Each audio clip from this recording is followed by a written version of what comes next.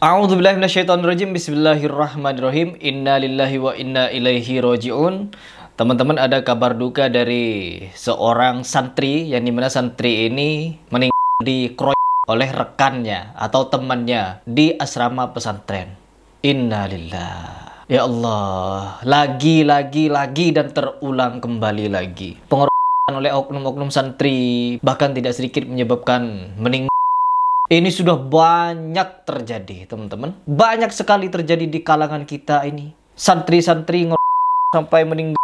Ada yang dibakar, ada yang dikrok 12 orang, ada yang dikrok begini, ada yang dikrok begitu sampai meninggal, ada yang dilecehkan, ada yang diperkosa, ada yang dicabut, ada yang begini. Pokoknya banyak sekali terjadi di pondok pesantren. Ada yang pengasuh pondok pesantrennya teriak-teriak, "Bapak dan ibu kalian itu anjing." Ada yang sampai teriak begitu pengasuh pesantrennya. Ada yang pengasuh pondok pesantrennya, kalau ada orang macam-macam kita tebak. Ini pondok pesantren atau apa? Pesantren mengajarkan seperti itu. Saya saja mengajarkan bela diri, tidak pernah mengajarkan murid saya kalau ada orang yang nyala-nyala langsung hajar saja. Ya enggak. Mengalah. Belajar bela diri untuk berlindung dan melindungi. Berlindung dari apa? Berlindung dari tangan kita. Agar tangan kita tidak melukai orang lain. Dan melindungi siapa? Melindungi diri kita dan melindungi orang lain. Kalau kita melindungi diri kita lalu tidak mau melindungi orang lain, maka percuma belajar bela diri. Akan menyakiti orang jatuhnya. Ya, belajar bela diri, melindungi diri sendiri dan melindungi orang lain. Sekalipun mereka penjahat. Kecuali nyawa kita terancam, baru kita melakukan tindakan untuk melawan tindakan ancaman itu dengan apa yang kita mampu.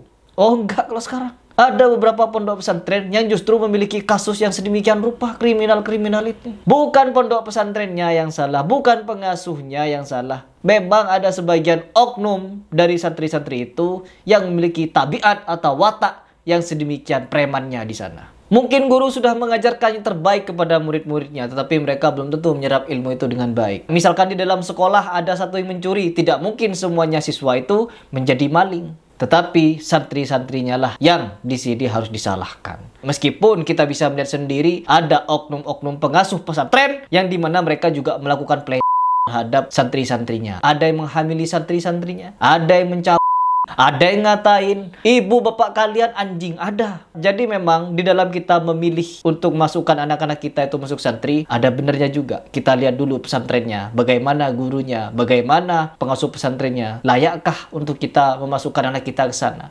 Begitu. Dan di sini teman-teman, informasinya dari berita yang saya tangkap bahwa si korban ini awalnya diantarkan jenazahnya dengan alasan dia itu kecelakaan. Pihak Polres ini mendapat laporan dari salah satu santri bahwa korban awalnya dilaporkan terjatuh dan dibawa ke rumah sakit. Saat dilihat di rumah sakit, korban sudah meninggal dunia. Allah, dan pihak pengasuh ngapain? Cuma ngelus dada begini-begini. Apakah ini pendidikan yang radikal? Kalau kita berbicara tentang pendidikan, apa yang mendidik yang salah? Sampai-sampai mencetak murid yang seperti itu. Oh, ini kalau jadi santrinya Wahabi, wah habis Wahabi ini digoreng sama mereka yang benci Wahabi. Makanya jangan pesantrenkan anak kalian ke pondok pesantren yang Wahabi. Lihat tuh, begitu. Pondokkan ke Yapi, Bangil.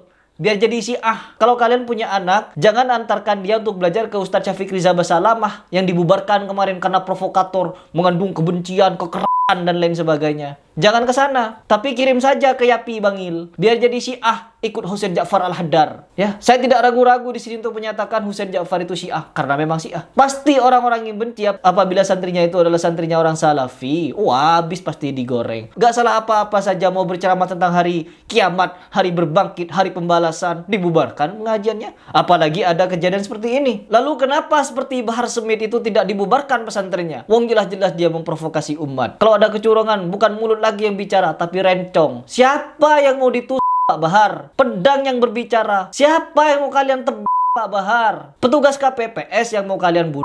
Ya, atau petugas KPPU yang curang mau kalian bunuh? Ya, istilah pedang itu mau ngapain? Mau demo ke jalan? Mau perang sama aparat? Jelas kalimat itu adalah provokasi untuk melawan pemerintah. Siap ke jalan. Siap membuat anak istri kita yatim dan janda. Kalau bukan mati, apa itu namanya Pak Bahar?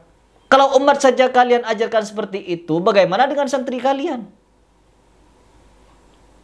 Allah. Untung bukan Wahabi yang membuat kalimat seperti itu, yang menyatakan seperti itu. Kalau Wahabi sudah habis digoreng. Bener-bener saya tidak habis pikir. Akhir zaman ini penuh dengan fitnah. Apalagi video yang sebelum ini saya bahas, yaitu tentang Wahabi yang dituduh mengajarkan ajaran seks bebas, tukar-tukuran istri satu sama lain. Itu apa lagi? Dan setelah diselidiki, siapa yang membuat konten itu? Samsudin Jadab. Si dobol setan itu yang membuat konten itu.